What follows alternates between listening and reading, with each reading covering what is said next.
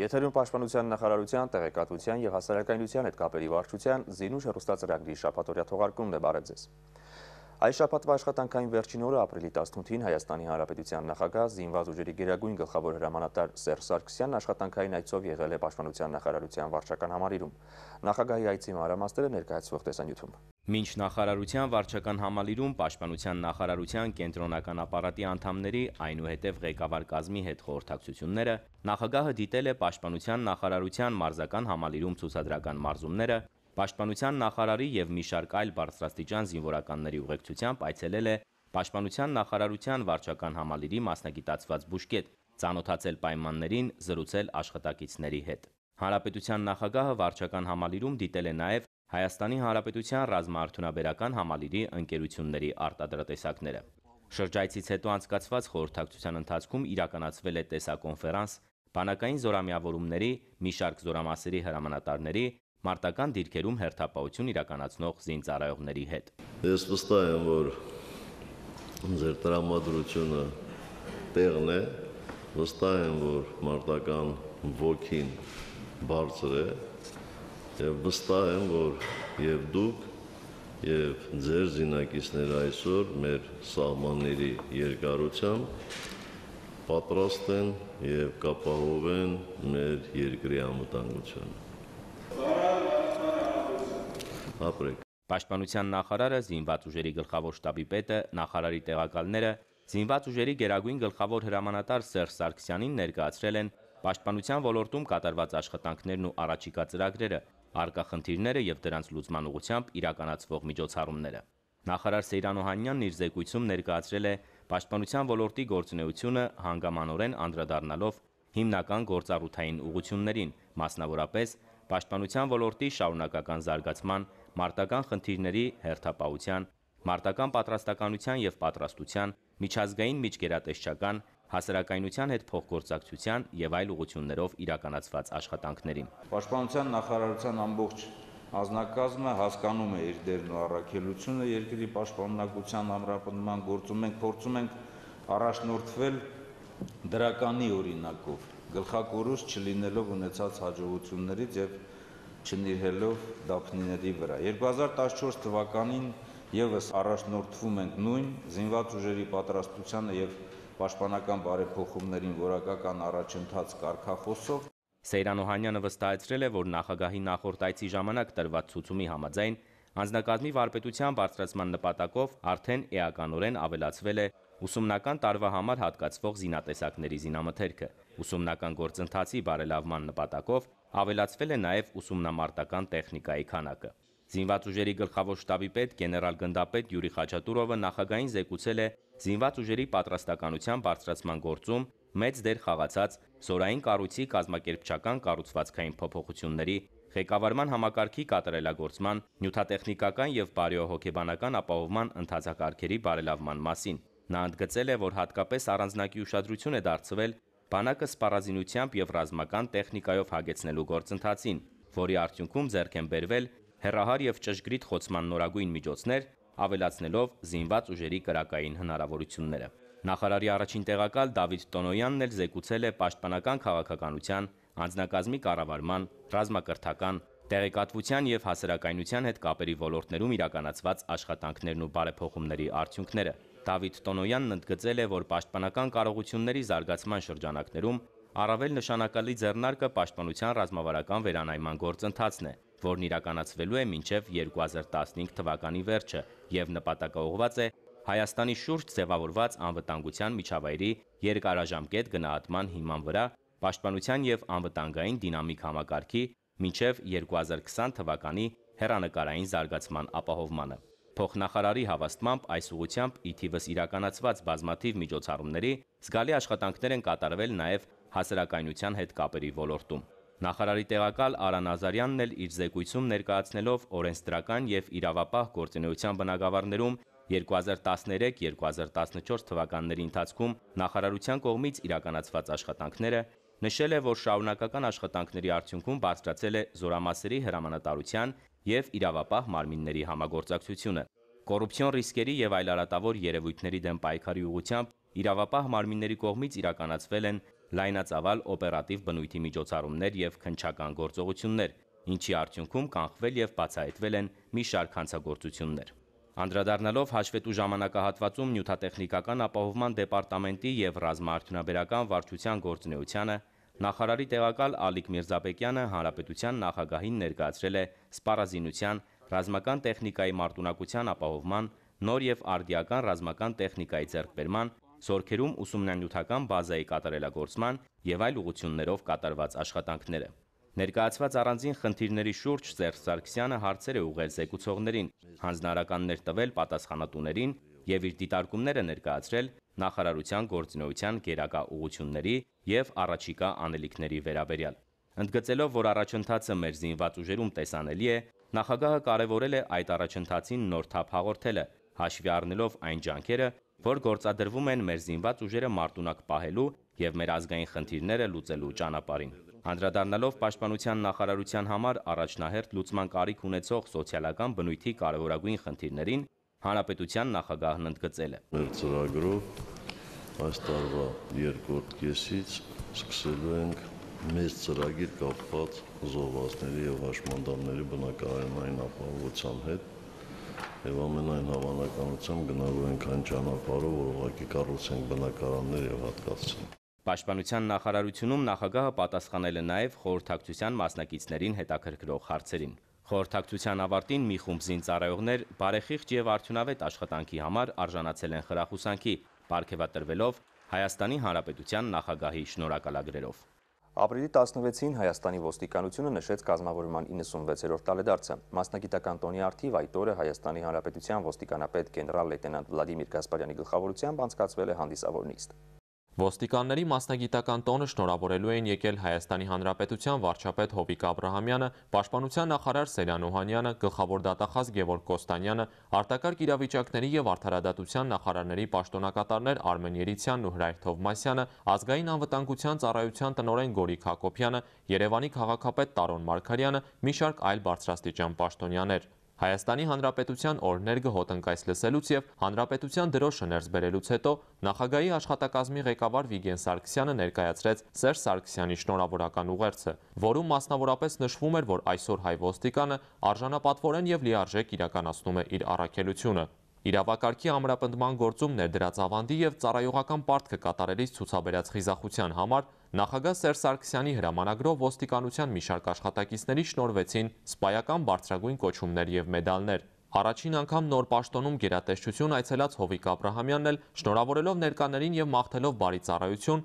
հավաստիացրեց, որ կառավարությունն այսուհետ եւս շարունակելու է սատարել ոստիկանական համակարգի բարեփոխումներին։ Վարչապետ Հովիկ Աբրահամյանի որոշմամբ ոստիկանական համակարգի մի շարք ծառայողներ հասարակական կարգի պահպանության, հանցավորության դեմ պայքարի գործում ունեցած ավանդի եւ ծառայողական պարտականությունները բարեխեղճորեն կատարելու համար պարգևատրվեցին վարչապետի հուշամեդալով եւ խրախուսական նվերներով։ Ոստիկանության կանոնավոր ստորաբաժանումները ազգային ազատագրական շարժման Արցախյան գոյապայքարի ընթացքում բանակի հետ միասին պայքարել եւ կերտել են այսօրվա խաղաղարարումը։ Այսպիսի համոզմունք էլ հայտնեց Պաշտպանության նախարար Սերյան Օհանյանը, ընդգծելով, որ հայ ոստիկանն իր առօրյա գործունեությամբ, ազնվությամբ եւ ճիշտ աշխատանքով, ինչպես նախկինում, այնպես էլ այսօր զինված ուժերի հետ ապահովում է ժողովրդի անվտանգությունը։ Ոստիկանությունը այսօր պաշտպանության քաղաքականության կերտման այս արդի ժամանակահատվածում զինված ուժերի հետ մեկտեղ նաեւ իրականացնում է ագրեսիայի դիմագրավման բոլոր այն գործառույթները, որը վերապահվում է ոստիկանական զորքերին։ Սերյան Օհանյանը խորհրդանշական հուշանվեր հանձնեց ոստիկանապետ Վլադիմիր Գասպարյանին, այնուհետև ընթերցվեց Պաշտպանության նախարարի հրամանը, ըստ որի ոստիկանության մի խումբ ծառայողներ արժանացան գերատեսչական մեդալների։ Շնորհավորանքի ու երախտագիտության խոսքերը, այսպես ասած, տանտիրոջ իրավունքով եզրափակեց ոստիկանապետ Վլադիմիր Գասպարյանը, ով հավաստիացրեց, որ ոստիկանները հավատարիմ են իրենց գործին, իրենց անցյալին ու ապագային եւ կոչված են պատվավոր պարտքի, օրենքի, ժողովրդի, պետության պահանջի կատարմանը։ Շարունակում ենք թողարկումը։ Պաշտոնական տեղեկատվության մյուս հատվածն այժմ ներկայացնում ենք մեկ տեսաշարով։ Ապրիլի 16-ին Հայաստանի Հանրապետության պաշտպանության նախարար Սերյան Օհանյանն ընդունել է ԵԱՀԿ գործող նախագահի Հարավային Կովկասի հարցերով հատուկ ներկայացուցիչ Անջելո Գնեդինգերի գլխավորած պատվիրակությանը։ Հանդիպման ընթացքում կողմերն անդրադարձել են տարածաշրջանային անվտանգությանը, հայ-ադրբեջանական ուժերի շփման գծում հրադադարի խախտումներին, ԵԱՀԿ Մինսկի խմբի շրջանակներում Լեռնային Ղարաբաղի հակամարտության կարգավորման գործընթացին առնչվող հարցերի։ Պաշտպանության նախարարը մտահոգություն է հայտնել, որ ԵՍԶՈ պայմանագիրը եւ Վիեննայի 2011 թվականի փաստաթուղթը չեն հանդիսանում զսպող գործոններ, ինչը հանգեցնում է սպառազինությունների մրցավազքի։ Հանդիպման ընթացքում քննարկվել են նաև Հայաստանի Հանրապետության պաշտպանական բարեփոխումների ուղղությամբ ԵԱՀԿ շրջանակներում իրականացվող մարդու իրավունքների, բարևարկության, թափանցիկության, բանակ հասարակություն կապի եւ այլ ծրագրերի իրականացմանը վերաբերող հարցեր։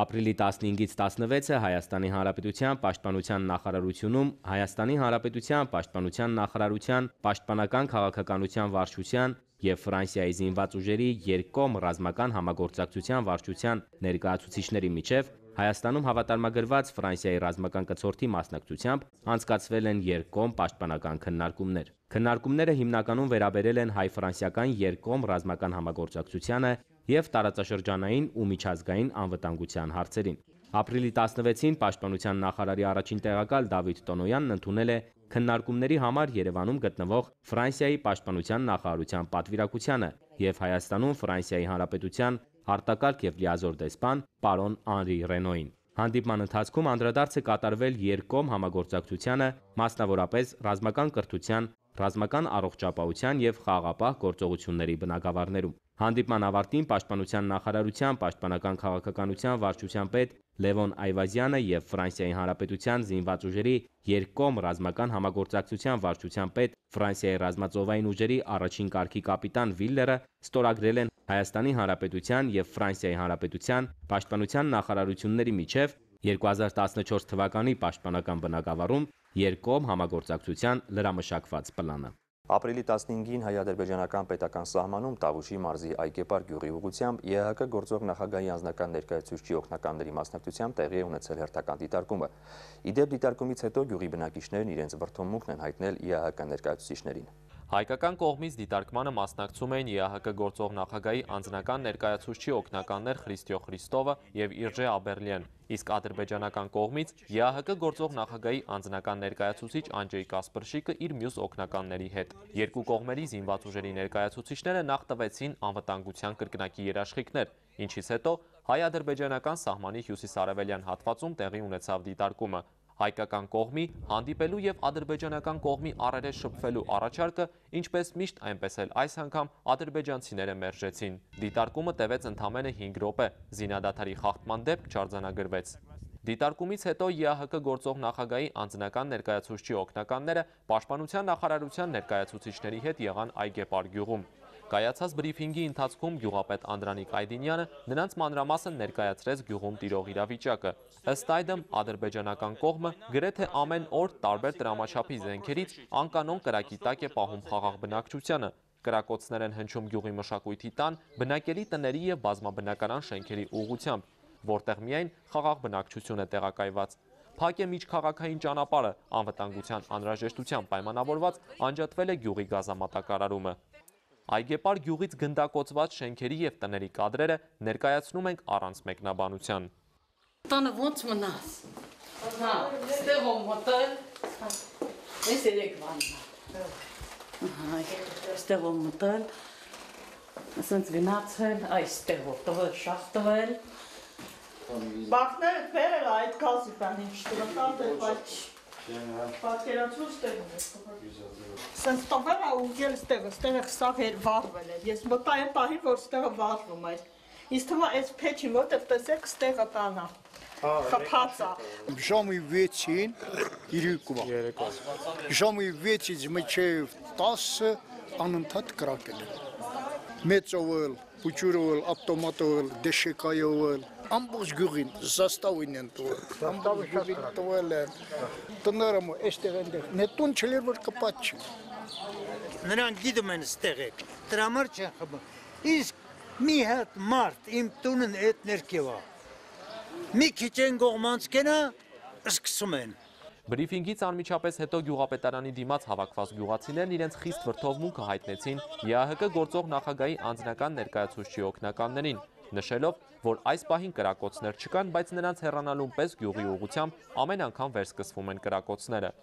Փակելով դաշտային օգնականների մեքենաների ճանապարհը, գյուղացիներն առաջարկեցին մի քանի օր մնալ գյուղում եւ ստանալ սահմանին տիրող իրավիճակի իրական պատկերը։ ԵԱՀԿ գործող նախագահի անձնական ներկայացուցչի օգնականները խոստանալով հարցը բարձրացնել իրենց հաշվետու զեկույցներում, Պաշտպանության նախարարության ներկայացուցիչների մասնակցությամբ բանակցելով գյուղացիների հետ, ընդհանուր հայտարարի եկան եւ վերադարձան Երևան։ Ապրիլի 17-ին Պաշտպանության նախարար Սեյրան Օհանյանը եւ Պաշտպանության նախարարի առաջին տեղակալ Դավիթ Տոնոյանն այցելել են Երևան Էքսպո ցուցահանդեսային համալիրում անցկացվող Կրթություն եւ կարիերա Էքսպո 2014 միջազգային մասնագիտացված ցուցահանդես։ Նշենք, որ ավանդական դարձած 14-րդ ցուցահանդեսին այս տարի մասնակցում էին մի քանի տասնյակ տեղական եւ միջազգային կրթական հաստատություններ, որոնց թվում նաեւ ռազմական կրթօջախներ։ Ցուցահանդես կատարած այցի ընթացքում կրթական ծրագրեր իրականացնող տեղական եւ միջազգային կազմակերպությունները Պաշտպանության նախարար Սեյրան Օհանյանին եւ Պաշտպանության նախարարի առաջին տեղակալ Դավիթ Տոնոյանին ներկայացրին իրենց կողմից կատարված աշխատանքները, հետաքրքիր առաջարկները, նախատեսվող ծրագրերն ու նորարարական նախագծերը։ 3 օր տևած միջազգային մասնագիտացված ցուցահանդեսին հատուկ տաղավարներով ներկա էին Հայաստանի գրեթե բոլոր բարձրագույն ուսումնական, միջին մասնագիտական հաստատություններն ու կրթօջախները։ Ցուցահանդեսին իրենց կրթական ծրագրերը, հաջողություններն ու ձեռքբերումները հանրությանը ներկայացնելու են եկել նաև Մարշալ Արմենակ Խամփերյանցի անվան ռազմաավիացիոն, Վազգեն Սարգսյանի անվան ռազմական ինստիտուտների եւ Մոնթե Մելքոնյանի անվան ռազմամարզական վարժարանի սպաներն ու սաները։ Երևան Էքսպո ցուցահանդեսային համալիրում Պաշտպանության նախարար Սեյրան Օհանյանին հատկապես հետաքրքրեցին ռազմարդյունաբերության ոլորտում նորարարական գաղափարներ ներկայացրած մի քանի տաղավարներում առկա ցուցանմուշները, ինչպիսիք էին ական փնտրող սարքը, անօդաչու թռչող ինքնաթիռները, որոնք անփոխարինելի դեր են կատարում ռազմական հետախուզության մեջ։ Այս տաղավարում հատկապես նորարարական գաղափարների պակաս չէր զգացվում։ Հենց այստեղ էլ պաշտպանական գերատեսչության ղեկավարը երկար կանգ առավ։ Օրինակ, դպրոցականների ձեռքով ստեղծված առաջին հայացքից խաղալիք հիշեցնող այս փոքրիկ տանկը ամենևին էլ խաղալիք չէ։ Իրականում այն ական փնտրող ռոբոտ է, որը կարող է անցնել դաշտով եւ ստեղծել ականների տեղերի էլեկտրոնային քարտեզ։ Շրջելով տաղավարներով, Պաշտպանության նախարար Սեյրան Օհանյանը ոչ միայն ողջունեց դպրոցականների գիտատեխնիկական ոլորտի զարգացմանը խթանող նախաձեռնությունները, այլև խոստացավ հետաքրքիր առաջարկների դեպքում փնտրել համագործակցության եզրեր։ Սեյրան Օհանյանը շեշտեց նաև, որ պետք է այնպես անել, որ բանակ զորակոչվելուց հետո էլ ինովացիոն գաղափարներով հարուստ երիտասարդների համար ստեղծվեն համապատասխան պայմաններ, որպեսզի ծառայության ընթացքում էլ նրանք իրենց գիտելիքները օգտագործեն ի նպաստ զինված ուժերի զարգացմանը։ Ապրիլի 17-ին լրացավ հայ քաղաքական պետական գործիչ Հայաստանի Հանրապետության ազգային հերոս Կարեն Դեմիրճյանի ծննդյան 82-ամյակը։ Անհատում ապրած կյանքը հայրենիքի նվիրման վառօրինակ է ինչպես ներկա, այնպես էլ գալիք սերունդների համար։ Եթե Հայաստանն ուզում է ապագա ունենալ, պետք է լինի տնտեսապես, տեխնոլոգիապես եւ գիտականորեն զարգացած պետություն, որպիսի այլ երկրները, մասնավորապես մեր հարևանները, կախվածության մեջ լինեն մեզանից։ Ի վերջո, մարդիկ հաշվի են նստում ցանկացած բացահայտ ուժի հետ եւ ոչ միայն ռազմական ու ֆիզիկական։ Այս խոսքերը կարծես մեկ նախադասությամբ բնութագրում են այն գլխավոր նպատակը, որին ուղղված էր Կարեն Դեմիրճյանի քաղաքական պետական գործունեությունը։ 1954 թվականին ավարտելով Կարլ Մարքսի անվան Պոլիտեխնիկական ինստիտուտի մեխանիկական ֆակուլտետը, նա աշխատել է տարբեր պատասխանատու պաշտոններում։ Բարեխիղճ աշխատանքի արդյունքում բարձրանալով Խորհրդային Միության համակարգի աստիճաններով 1974 թվականին նա ընտրվեց Հայաստանի կոմունիստական կուսակցության կենտկոմի առաջին քարտուղար։ 1988 թվական Արցախյան շարժում, Երևանում եւ Ստեփանակերտում բռունցքված պահանջատեր ժողովուրդ, Սումգայիթ։ Իրադարձությունների անցանկալի ընթացքը կանխելու նպատակով Մոսկվան սկզբում փորձում է ժողովուրդների եղբայրության մասին սին քարոզչությամբ հանդարտեցնել կրքերը։ Փետրվարին այդ առաքելությամբ Հայաստանի Կոմկուսի պլենումին մասնակցելու համար կենտրոնը Երևան է գործուղում իր ներկայացուցիչներին, ովքեր Հայաստանի կոմունիստներին պետք է պարտադրեին, որ դատապարտեին Լեռնային Ղարաբաղի Մարզկոմի որոշումը։ Սակայն դրան վճռականորեն դեմ է լինում Կարեն Դեմիրճյանը, փոխարենը առաջարկելով հարցի ուսումնասիրության նպատակով միութենական հանձնաժողովի ստեղծում։ Մարտի 10-ին Մոսկվայում կազմակերպվում է քաղբյուրոյի նիստ, որին մասնակցում են Հայաստանի եւ Ադրբեջանի հանրապետությունների առաջին դեմքերը։ Դավիդովի ստորաքարշ ելույթից հետո հնչեց Կարեն Դեմիրճյանի սառնասիրտ ու կշռադատված խոսքը։ Սկսված շարժումն ու Արցախի խնդիրների բարձրացման պատճառներն օբյեկտիվ են եւ կա հետեւյալ ճչացող անարդարությունը։ 1921 թվականին Լեռնային Ղարաբաղի Հանրապետությունը բռնակցվեց Ադրբեջանին, իսկ դա ներծծվել է ամեն հայի մեջ մայրական կաթի հետ եւ հաստատվում է պատմական փաստաթղթով։ Հիմա եկել է այն պահը, որ ժողովուրդը չի հավատում ոչ ձեզ, ոչ մեզ։ Սակայն Կարեն Դեմիրճյանի առաջարկները քաղբյուրոն մերժեց։ Շուտով Կարեն Դեմիրճյանն ազատվում է Հայաստանի Կոմկուսի կենտկոմի առաջին քարտուղարի պաշտոնից եւ 56 տարեկան հասակում առողջական վիճակի պատճառաբանությամբ ուղարկվում է թոշակի։ Այնուհետև 1991 թվականից մինչև 1999 թվականները նա գլխավորեց Հայաստանի Հանրապետության խոշորագույն ձեռնարկություններից մեկը՝ Հայ էլեկտրոմեքենան։ Սակայն մեծ քաղաքականություն այնուամենայնիվ նա վերադարձավ։ Վերադարձավ այն խորին համոզմամբ, որ ինքը պետք է իր երկրին։ Ժողովուրդը կամենում էր նրան վերստին տեսնել երկրի ղեկավար մարմիններում։ Դրանով էր հիմնավորվում նոր հզոր կուսակցություն ստեղծելու եւ ցակուցրիվ ուժերը մեկ դաշինքում համախմբելուն միտված նրա քայլերը։ 1999 թվականի խորհրդարանական ընտրություններում Կարեն Դեմիրճյանի եւ Վազգեն Սարգսյանի ղեկավարած Միասնություն դաշինքի հաղթանակը իսկապես ազդեցիկ էր։ Հունիսի 10-ին Կարեն Դեմիրճյանն ընտրվեց Հայաստանի Հանրապետության ազգային ժողովի նախագահ։ Շատ կարճ ժամանակահատվածում նա իր շուրջը համախմբեց հանրապետության գրեթե բոլոր քաղաքական առաջադեմ ուժերին եւ սփյուռքահայությանը, ձեռնամուխ եղավ երկրի վերականգնման ծրագրերի իրականացմանը։ Սակայն 1999 թվականի հոկտեմբերի 27-ին ազգային ժողովում տեղի ունեցած ահաբեկչության ժամանակ Կարեն Դեմիրճյանն ընկավ իր արյունակցի գնդակից, դառնալով կույր ատելության ու խարդավանքի զոհ։ Նա հետմահու արժանացել է Հայաստանի Հանրապետության ազգային հերոս բարձրագույն կոչման իր հայրենավեր գործունեությամբ եւ անմնացորդ նվիրվածությամբ օրինակ դառնալով ներկայիս եւ գալիք սերունդների համար։ Այս օրերին Հայաստանի Հանրապետության նախագահային կից գլխավոր ռազմական տեսչությունը ստուգումներ իրականացնում երկրորդ բանակային զորամիավորման շրջանակում։ Իմ գործընկերները եղել են բանակային զորամիավորմանը ենթակա զորավարժարանում, որտեղ տարբեր վարժություններից ստուգվել է անձնակազմի մարտական պատրաստության աստիճանը, պատմում է Նաիրա Համբարձումյանը։ Ստուգողական վարժություն զորքերի տեղաբաշխման պայմաններում, պաշտպանությունում զորաշարժի իրականացում տանկի տեղաշարժմամբ, մեքենավարում անձնակազմով, տանկերից եւ հետևակի մարտական մեքենաներից հրաձգության վարժություններ։ Ահա մարտավարամասնագիտական ստուգողական վարժությունների այն ցանկը, որի շրջանակում բանակային զորամիավորման զինանձնակազմն օրերս ներկայացավ Հայաստանի Հանրապետության նախագահի գլխավոր ռազմական տեսչության հերթական տեսչական ստուգումներին։ Զորավարժարան մեր նկարահանող խմբի այցելության առաջին օրն ականատես եղանք զորամասերից մեկի տանկային գումարտակի տանկի անձնակազմի հետ ցերեկային պայմաններում կրակային պատրաստության ստուգողական հրաձգության պարապմունքի անցկացմանը, հրաձգություն ընթացքից, կարճատև կանգառներից։ Վարժությունների ուսումնական նպատակն է կատարելագործել անձնակազմի հայտնվող ու շարժվող նշանակետերի ուղղությամբ տարբեր եղանակներով կրակային խնդիրներ լուծելու, զենքով գործողություններ կատարելու եւ նշանակետերը հետախուզելու հմտությունները։ Առաջ!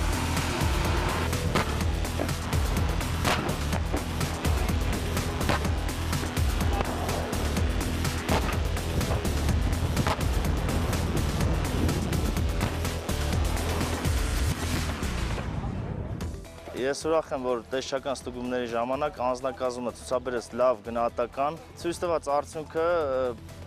ամենօրյա քրտնաջան աշխատանքի հետևանքն է։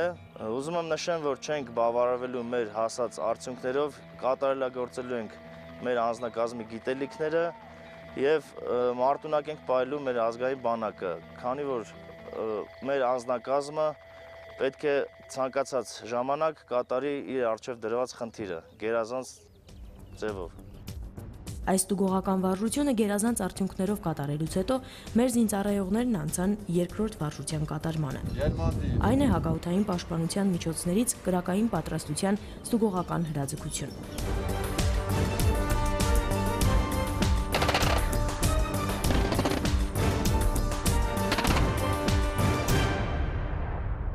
Զենտարտիրարետանային մարտկոցը պատրաստ է իր առջև դրված խնդիրները կատարելու, տարվում է աշխատանքներ ավելի կատարելագործելու եւ ավելի լավ արդյունքների հասնելու նպատակով։ Ստուգումների արդյունքում ցուցաբերեցին բարձր գնահատականներ եւ գնահատվել են լավ գնահատականով։ Ստուգումների հաջորդ օրն էլ դիտարկվեցին մեքենավարման ստուգողական վարժությունները։ Ականապայթուցիկ արգելափակոցի մեջ անվամեջ անցումով, ուղիղ սահմանափակ անցումով, հետևակի մարտական մեքենայի հիմնական եւ պահեստային կրակային դիրքերով։ Պարապմունքի ղեկավարն անձնակազմի հրամանատարներին խնդիրներ է առաջադրում, որոնցում նշում է կողմնորոշիչները տեղեկատվություն հակառակորդի մասին ելման դրությունից դուրս գալիս, բնական եւ արհեստական արգելքները հաղթահարելիս գործողությունների կարգը, կրակային դիրքերի փոփոխումը, ազդանշանային ղեկավարում եւ լուսակողարկման ռեժիմը, եթե մեքենավարումն իրականացվում է գիշերային պայմաններում։ Ներկայումս արդեն անձնակազմը վարժված, անց են կացնում ստուգական պարապմունքներ, անց են կացնում գերատեսչության կողմից ստուգումներ, որի ընթացքում արդեն պարզ է դառնում մեր ուսումնական փուլի ընթացքում կատարած աշխատանքները անձնակազմի գնահատականների տեսքով։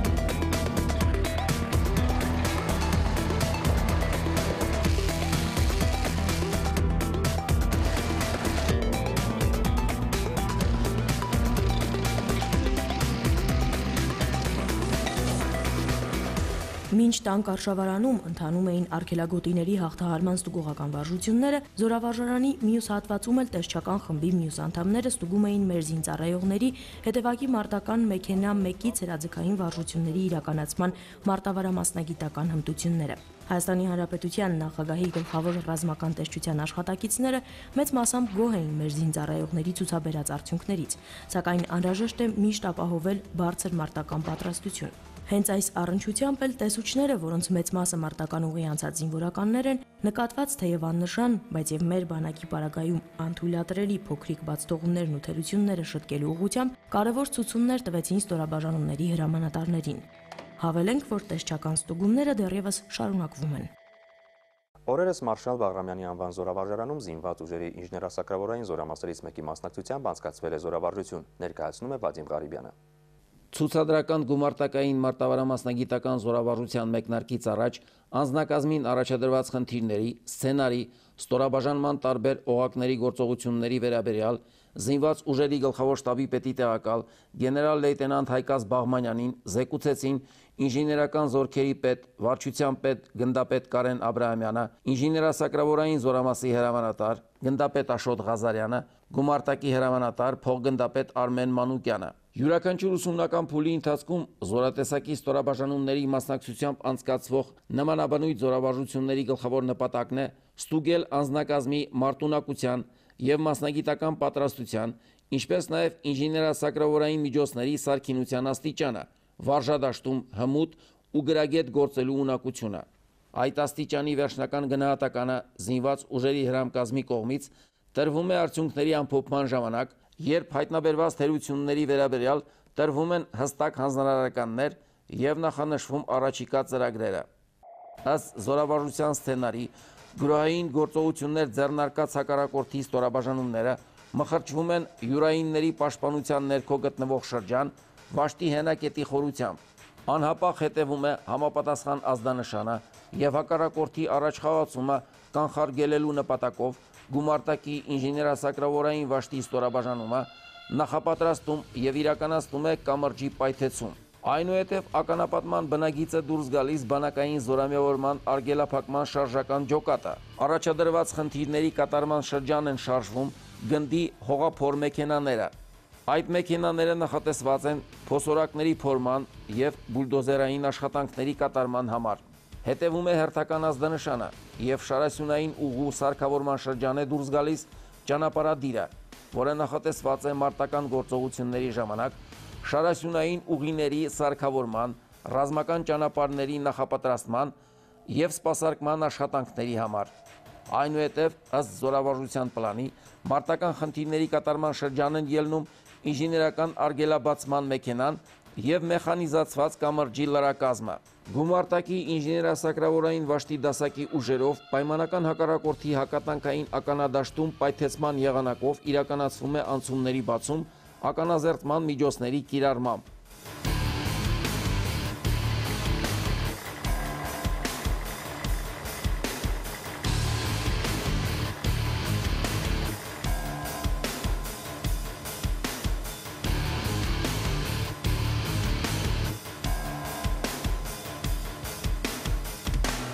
Զորատեսակն անչափ կարևոր նշանակություն ունի մեր երկրի պաշտպանունակության համար, ուստի ինժեներական ստորաբաժանումների մասնագիտական պատրաստվածության և մարտունակության աստիճանը պետք է շարունակ կատարելագործվի։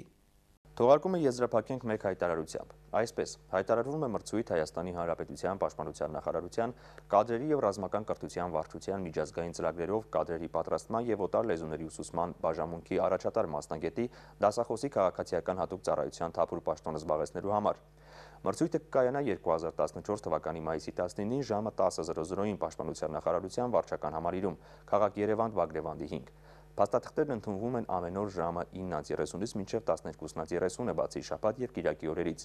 Դիմումների ընդունման վերջնաժամկետն է 2014 թվականի մայիսի 2-ը։ Մանրամասն տեղեկություններին կարելի է ծանոթանալ հայ զինվոր պաշտոնաթերթի սույն թվականի 14-րդ համարից կամ Հայաստանի Հանրապետության Պաշտպանության նախարարության 3w.mil.am կայքից։ Այսօրվա համար նախատեսել ենք այսքանը։ Բանակային կյանքի լրահոսին կարող ծանոթանալ նաև Պաշտպանության նախարարության 3w.mil.am պաշտոնական կայքի և 3w.հայ զինվոր.am կայքի էջերում։ Մնացեք խաղաղությամբ և մինչ նոր հանդիպումը։